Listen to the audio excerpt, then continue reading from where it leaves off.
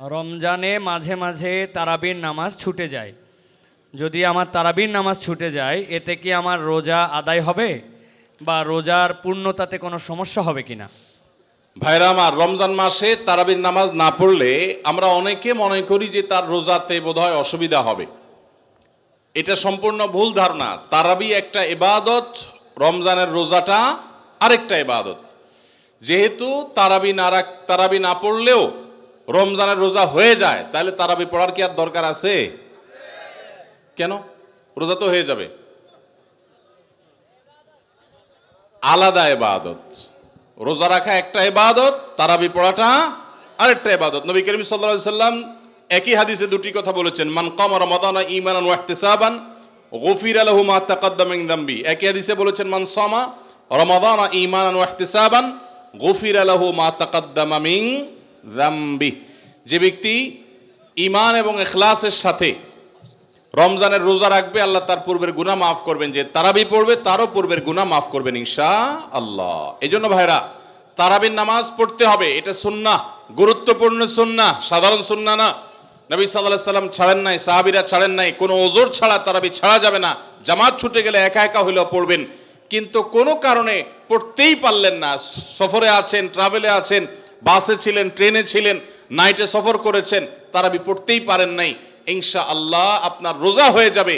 তাই বলে তারাবিকে অনেকে অবহেলা করেন আজকাল, যেটা তো সুন্নাত, না পড়লেই কি। এই অবহেলাটা আরেকটা দোষের। তাহলে আমাদের মধ্যে দুইটাই সীমা লঙ্ঘন। কেউ মনে করেন তারাবি না পড়লে রোজাই হবে না, এটা হলো বাড়াবাড়ি। আবার অনেকে মনে করে তারাবি না পড়লেই বা কি, এটা হলো ছাড়াছাড়ি। এই বাড়াবাড়ি এবং ছাড়াছাড়ির মধ্যে আমাদের থাকতে হবে। আল্লাহ আমাদের তৌফিক দান করুন। সাহারি ও ইফতারের কোনো দোয়া আছে কি? এটি কি বাংলায় পড়া যাবে? ইফতারের আমরা দোয়ার কথা জানি ভাই। ইফতারের একটা কমন দোয়ার কথা আমরা জানি, আরেকটা দোয়া আছে আনকমন, যেটা আমরা জানি না। দুইটা দোয়া আমি বলছি। এক নম্বর হলো ইফতারের দোয়া, যেটা কমন আমরা জানি, সেটা হলো আল্লাহুম্মা লাকা সুমতু আলা রিজকিকা আফতারতু। এই দোয়ার অর্থ হলো, হে আল্লাহ, আপনার জন্য আমি সিয়াম সাধনা করেছি, রোজা রেখেছি, আর আপনার উদ্দেশ্যেই আমি ইফতার করেছি, অর্থাৎ আপনার নির্দেশের পালনার্থে আমি ইফতার করেছি। এই যে আল্লাহুম্মা লাকা সুমতু আলা রিজকিকা আফতারতু, এটা ইফতারের একটা দোয়া। আরেকটা দোয়া হলো যাহাবা যামা ওয়াবতাল্লাতিল উরুক ওয়া সাবাতাল আজরু ইনশাআল্লাহ। অনেকে এটা জানেন মাশাআল্লাহ। যাহাবা যামা গেছে, ওয়াবতাল্লাতিল উরুক, আমার শিরা উপশিরাগুলো সব সিক্ত হয়ে গেছে, ওয়া সাবাতাল আজরু ইনশাআল্লাহ, এবং আল্লাহ চাহেন তো এই রোজার বিনিময় আমার জন্য অবধারিত হয়ে গেছে। এই যে দোয়া ইফতারের, এটা কি ইফতারের আগে করবেন, না মাঝখানে করবেন, না শেষে করবেন? কি বলেন, ইফতারের আগে না শেষে? যারা যারা আগের পক্ষে তারা হাত তোলেন। মাশাআল্লাহ, বহু লোক। ভাইরা আমার, এই দোয়া ইফতারের পরে করবেন, আগে না। অনেকেই এই ভুলটা জানেন। অনেকে মনে করেন যে আগেই করতে হয়, আগে না। ইফতারের দোয়া কখন করবেন? ইফতারের শব্দের অর্থের দিকে খেয়াল করলে তো দেখতে পারেন, পিপাসা দূর হয়ে গেছে, শিরা উপশিরা সিক্ত হয়ে গেছে, এটা কি ইফতারের আগে হয় না পরে হয়? তাহলে আল্লাহুম্মা লাকা সুমতু আলা রিজকিকা আফতারতু, আল্লাহ তোমার জন্য রোজা রাখলাম, তোমার রিজিক দিয়ে ইফতার করলাম, এটা কি আগে না পরে? পরে। অতএব এটা ইফতারের পর। তাহলে ইফতারের শুরুতে কি পড়বেন? বিসমিল্লাহ। বিসমিল্লাহ বলে যে কোনো খাবার খান, ইফতারও খাবেন। ইফতার খেয়ে ফেলছেন, 2-4 লোকমা খেয়েছেন, একটু পানি খেজুর খেয়েছেন, তারপরে দোয়া পড়তে পারেন। আর চাইলে একদম শেষ করেও পড়তে পারেন। আর এটা নিজের ভাষায় পড়লে হয়ে যাবে, কিন্তু সুন্নাত হবে, বেশি উত্তম হবে নবীজির ভাষায় পড়তে পারলে, সরাসরি আরবি টেক্সটটা পড়তে পারলে। আল্লাহ আমাদেরকে তৌফিক দান করুন।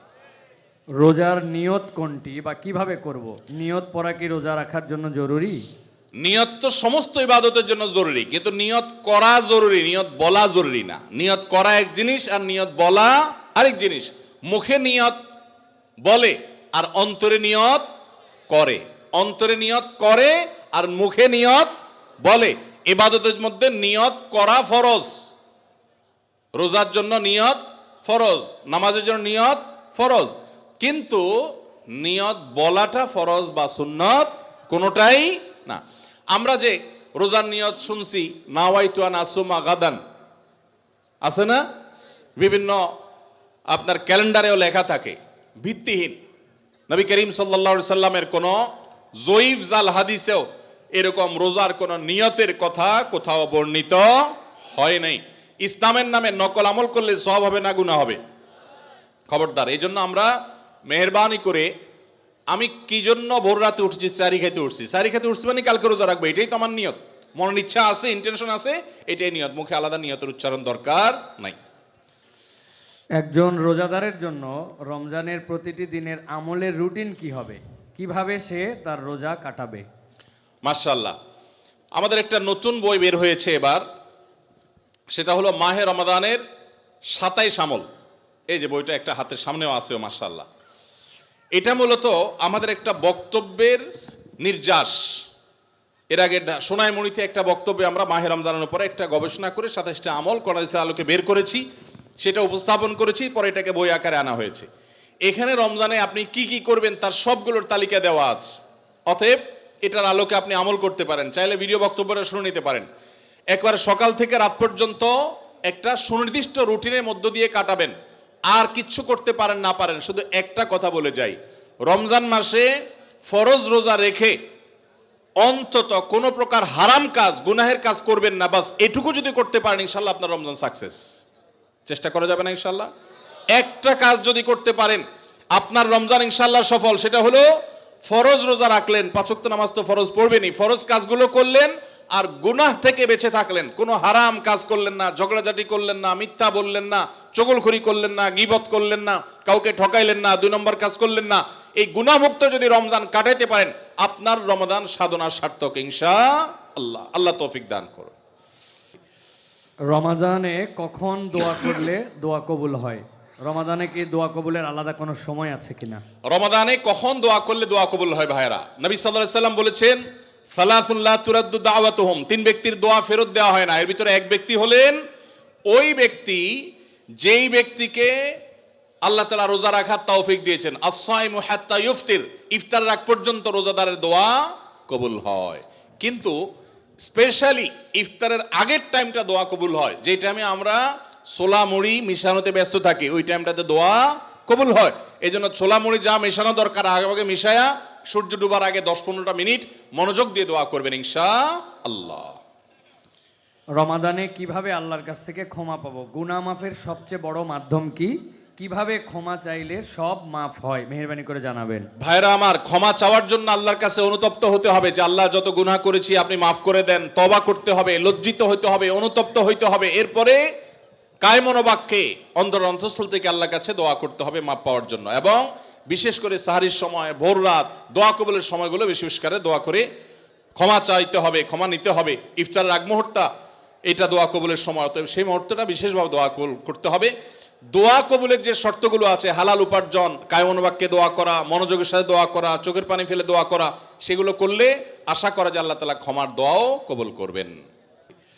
রমাদানে কখন দোয়া করলে দোয়া কবুল হয়? রমাদানে কি দোয়া কবুলের আলাদা কোনো সময় আছে কিনা?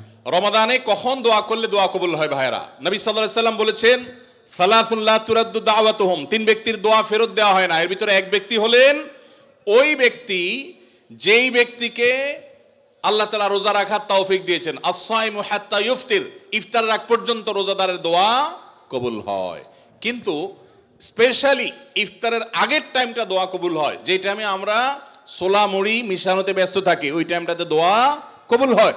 এই জন্য ছোলা মুড়ি যা মেশানো দরকার আগে আগে মিশায়া সূর্য ডুবার আগে 10-15টা মিনিট মনোযোগ দিয়ে দোয়া করবেন ইনশাআল্লাহ। রমাদানে কিভাবে আল্লাহর কাছ থেকে ক্ষমা পাবো? গুনাহ মাফের সবচেয়ে বড়